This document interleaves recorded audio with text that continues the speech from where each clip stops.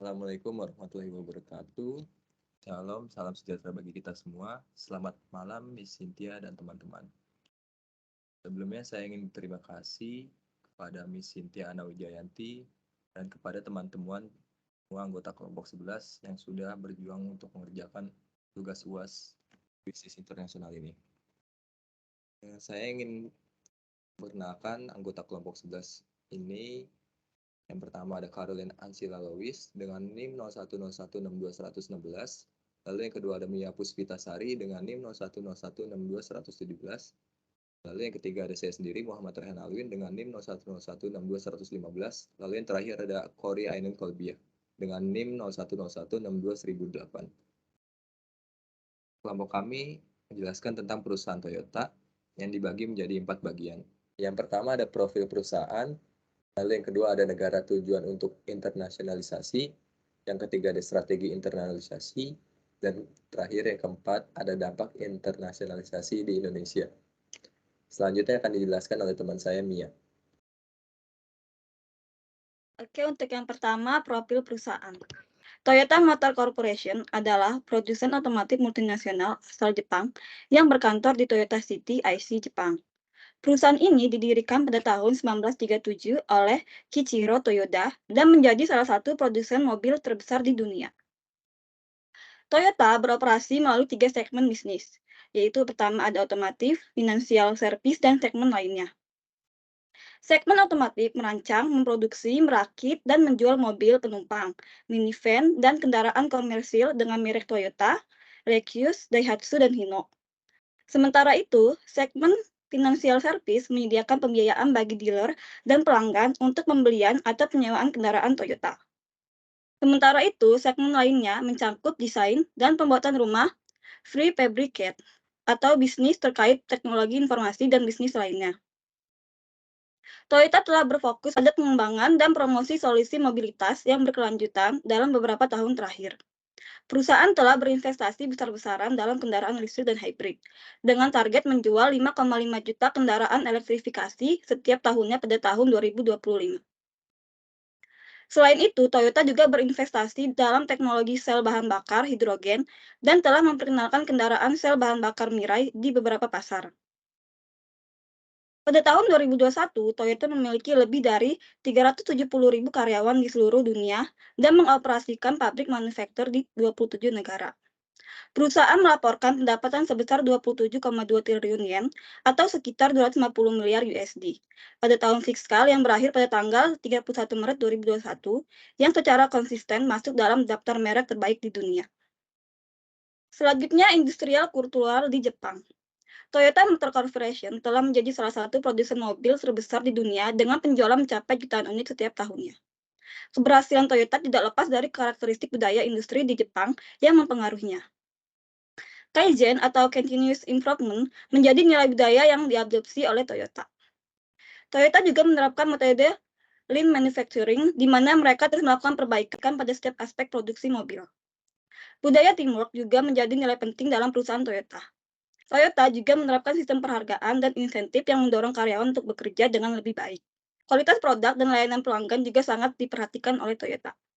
Perusahaan berusaha memberikan pengalaman terbaik bagi pelanggan dengan menyediakan produk berkualitas dan layanan penjual yang memuaskan. Walau citra Toyota sempat tercoreng pada tahun 2009 ketika mereka terpaksa menarik jutaan mobil dari pasar global akibat masalah pada pedal gas dan sistem rem. Namun, Toyota berhasil bangkit dari kontroversi tersebut dengan melakukan perbaikan pada sistem produksi dan meningkatkan kualitas produknya. Toyota juga meningkatkan transparansi dan keterbukaan dengan mengadopsi praktik-praktik bisnis yang lebih etis dan bertanggung jawab. Toyota Motor Corporation merupakan perusahaan otomotif yang sukses dan memiliki nilai budaya industri yang kuat. Toyota berhasil mengintegrasikan nilai-nilai budaya Jepang ke dalam praktik bisnis mereka dan menjadi pelopor dalam inovasi teknologi otomotif. Meskipun terdapat kontroversi terkait keselamatan dan kualitas produk, Toyota terus berupaya memperbaiki diri dan memberikan pengalaman terbaik bagi pelanggan. Sekian dari saya, selanjutnya akan dijelaskan oleh teman saya, Alwin. Baik, terima kasih atas kesempatannya. Selanjutnya akan dijelaskan oleh saya mengenai negara tujuan untuk internasionalisasi. Apa saja faktor utama internalisasi pada PT perusahaan Toyota ini? Yang pertama ada pasar otomotif yang besar di Indonesia. Sebagai negara dengan populasi yang besar, Indonesia memiliki pasar yang potensial yang signifikan bagi produsen mobil. Dan Toyota sebagai salah satu produsen mobil terbesar di dunia, tentu saja tidak ingin melewatkan kesempatan peluang ini.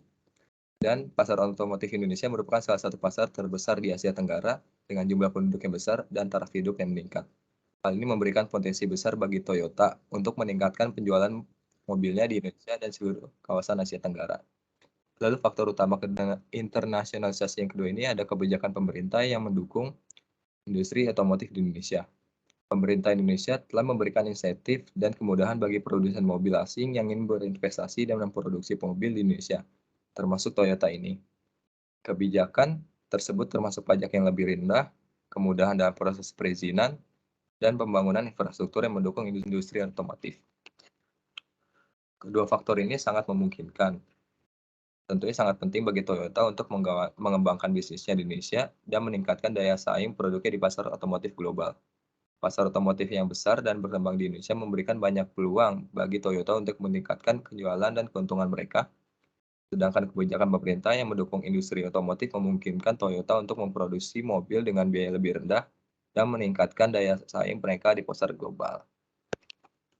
Dengan adanya pasar otomotif yang besar dan kebijakan pemerintah yang mendukung industri otomotif di Indonesia, Toyota melihat Indonesia sebagai negara yang menarik untuk melakukan ekspansi bisnis dan internasionalisasi. Toyota telah berinvestasi besar-besaran di Indonesia dengan membangun pabrik produksi mobil dan suku cadang di Karawang, Jawa Barat, dan merancang produk khusus untuk pasar Indonesia, seperti Toyota Avanza dan Toyota Agya. Hal ini menunjukkan bahwa Toyota melihat Indonesia dengan pasar strategis yang penting bagi bisnis global mereka. Lalu ada teori ekonomi pembangunan. Salah satu teori yang dapat mendukung argumen yang tadi bahwa pasar otomotif yang besar dan kebijakan pemerintah mendukung industri otomotif di Indonesia mengaruhi strategi internasionalisasi Toyota Jepang ke Indonesia adalah teori ekonomi pembangunan. Yang pertama ini ada teori ekonomi pembangunan. Negara-negara berkembang seperti Indonesia dapat mencapai kemajuan ekonomi dan sosial dengan mempercepat pertumbuhan ekonomi melalui industrialisasi. Dalam hal ini, pemerintah Indonesia mengambil kebijakan yang mendukung industri otomotif sebagai salah satu sektor strategis yang dapat mendukung pertumbuhan ekonomi melalui industrialisasi dengan menciptakan lapangan kerja baru.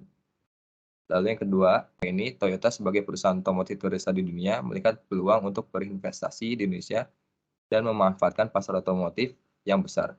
Dengan membangun pabrik produksi mobil dan suku cadang di Indonesia, Toyota dapat memberikan kontribusi signifikan pada pertumbuhan industri otomotif di Indonesia dalam membantu menciptakan lapangan kerja baru. Selain itu, dengan adanya kebijakan pemerintah yang mendukung industri otomotif, Toyota dapat memperoleh keuntungan dari insentif pajak yang lebih rendah dan kemudian proses perizinan sehingga memungkinkan Toyota untuk memproduksi mobil dengan biaya lebih rendah dan meningkatkan daya saing produksi mereka di pasar global.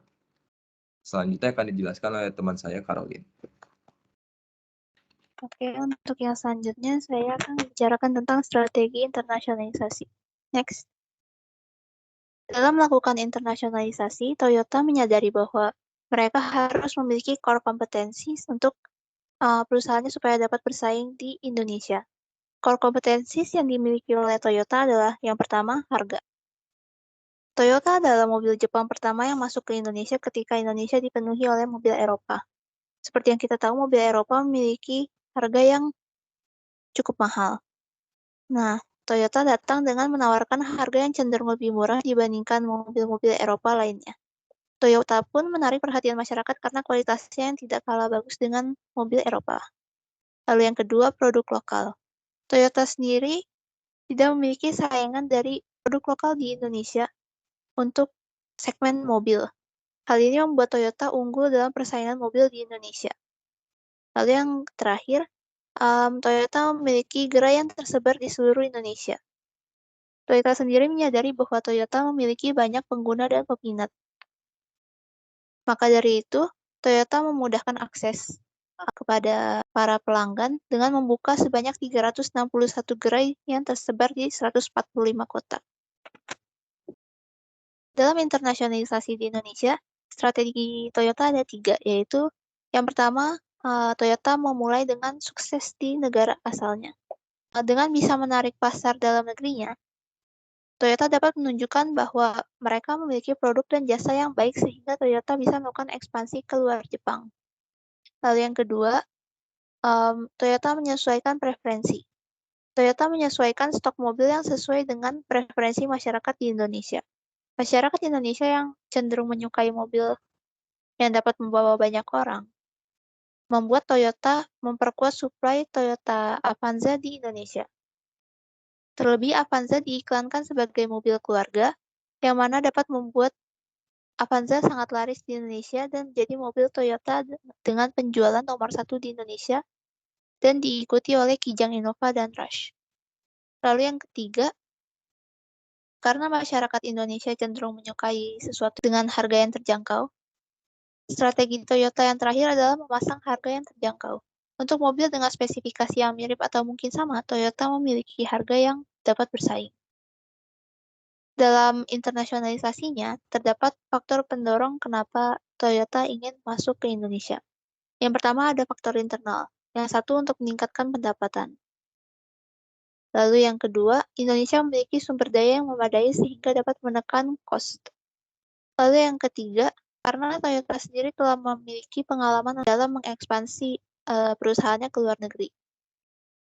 Lalu di faktor pendorong ini ada satu lagi, faktor eksternal. Yang pertama, ukuran pasar di Indonesia yang besar. Karena penduduk Indonesia itu sekitar 2 kali lipatnya penduduk Jepang. Jadi ukuran pasar untuk di Indonesia sedikit lebih banyak daripada di Jepang. Lalu yang kedua, ada perkembangan pasar di Indonesia yang masih hidup. Karena Indonesia merupakan negara berkembang, perkembangan pasar di Indonesia pun juga masih cenderung mengalami kenaikan. Lalu yang ketiga, ada regulasi pemerintah yang terbuka dengan pasar luar negeri. Lalu yang terakhir, ada keunggulan dibandingkan brand mobil Jepang lainnya, yaitu Toyota menjadi mobil Jepang pertama di Indonesia, sehingga masyarakat memiliki kepercayaan yang lebih banyak kepada Toyota. Next. Toyota juga melakukan partnership. Partnership adalah sebuah model bisnis di mana dua perusahaan atau lebih melakukan kolaborasi baik dalam pengembangan produk maupun pemasaran. Nah, berikut ini adalah partnership yang dilakukan oleh Toyota. Di Indonesia sendiri, Toyota berpartnership dengan Daihatsu dengan menghasilkan mobil kembar, yaitu seperti Toyota Avanza dengan Daihatsu Xenia, lalu Toyota Agya dengan Daihatsu Ayla, Toyota Rush dan Daihatsu Terios, lalu Toyota Kayla dan Daihatsu Sigra. Lalu pada awal kemunculannya, Toyota dengan Daihatsu melakukan kolaborasi dengan memproduksi K-Cars. Lalu di luar negeri, Toyota juga berpartnership dengan Subaru untuk menciptakan Subaru BRZ yang memiliki kemiripan dengan Toyota FRS. Lalu partnership dengan BMW yang mana mereka membawa kembali Toyota Supra ke permukaan. Selanjutnya akan dijelaskan oleh teman saya, Cory. Nah, di sini saya akan menjelaskan bagaimana dampak internasionalisasi di Indonesia. Pertama yaitu ada dampak budaya perusahaan bagi ya. Nah, Toyota sendiri itu memiliki nilai dan prinsip manajemen yang diterapkan oleh Toyota di Indonesia. Yaitu yang pertama ada Kaizen, yang dimana prinsip perbaikan terus-menerus untuk meningkatkan efisiensi aktivitas operasi. Lalu yang kedua ada Genchi Genbutsu, yaitu prinsip untuk mencari akar masalah dengan melihat langsung situasi di lapangan. Lalu ada Jidoka, yaitu prinsip untuk deteksi kesalahan dan memperbaiki masalah sebelum mencapai pelanggan atau konsumen. Lalu yang terakhir ada Just in Time, yaitu prinsip untuk menghasilkan produk tepat waktu dengan jumlah yang tepat. Next, ini kita ada dampak Toyota kepada Indonesia. Yaitu yang pertama ada penciptaan lapangan kerja. Nah, Toyota sendiri ini udah menciptakan ribuan lapangan kerja langsung maupun tidak langsung bagi masyarakat Indonesia. Selain itu juga, Toyota berinvestasi dalam program pelatihan untuk meningkatkan keterampilan dan kualitas tenaga kerja di Indonesia. Lalu yang kedua ada kontribusi terhadap PDB. Toyota adalah salah satu perusahaan otomotif terbesar di Indonesia dan telah memberikan kontribusi besar juga terhadap produk domestik bruto atau PDB di negara Indonesia. Lalu ada peningkatan teknologi dan inovasi. Toyota ini udah bawa teknologi dan inovasi terbaru dalam industri otomotif ke Indonesia. Hal ini dapat meningkatkan daya saing industri otomotif di Indonesia dan membantu menciptakan industri yang lebih modern. Lalu yang keempat ada penyediaan kendaraan yang aman dan berkualitas. Nah, Toyota ini dikenal sebagai produsen kendaraan yang aman dan berkualitas yang dapat membantu meningkatkan keselamatan dan kenyamanan berkendara di Indonesia. Yang terakhir yaitu pengembangan rantai pasok. Toyota juga udah membantu memperkuat rantai pasok otomotif di Indonesia dengan bekerja sama dengan pemasok lokal dan meningkatkan standar produksi dan manajemen kualitasnya. Lalu ada tantangan utama Toyota di Indonesia. Yang pertama yaitu persaingan global. Bisnis internasional itu harus bersaing dengan pesaing dari seluruh dunia yang dapat menempatkan tekanan pada harga dan keuntungan. Lalu ada perbedaan budaya, yaitu bisnis internasional harus menghadapi tantangan dalam memahami dan mengelola perbedaan budaya dalam hal komunikasi, perilaku bisnis, dan strategi pemasaran. Lalu yang ketiga ada regulasi dan kebijakan pemerintah, yang setiap negara ini memiliki regulasi dan kebijakan yang berbeda yang dapat mempengaruhi cara bisnis internasional beroperasi, seperti pajak dan izin usaha. Lalu ada fluktuasi nilai tukar mata uang. Lalu yang terakhir ada risiko politik dan keamanan. Bisnis internasional dapat terpengaruh oleh kondisi politik dan keamanan di negara tempat mereka beroperasi, salah satunya di Indonesia. Seperti misalnya kayak perang atau konflik politik yang dapat mengganggu jalannya bisnis. Namun, tantangan yang dihadapi Toyota di Indonesia adalah untuk tetap mempertahankan budaya organisasi yang kuat dan terstruktur dalam menghadapi persaingan yang semakin ketat di pasar otomotif Indonesia. Perusahaan juga harus terus mengembangkan kemampuan karyawan dan menjaga komunikasi yang baik dengan pelanggan dan pemasoknya juga. Selain itu, perusahaan juga harus memastikan bahwa mereka memenuhi standar etika yang tinggi dan mengikuti peraturan dan hukum yang berlaku di Indonesia.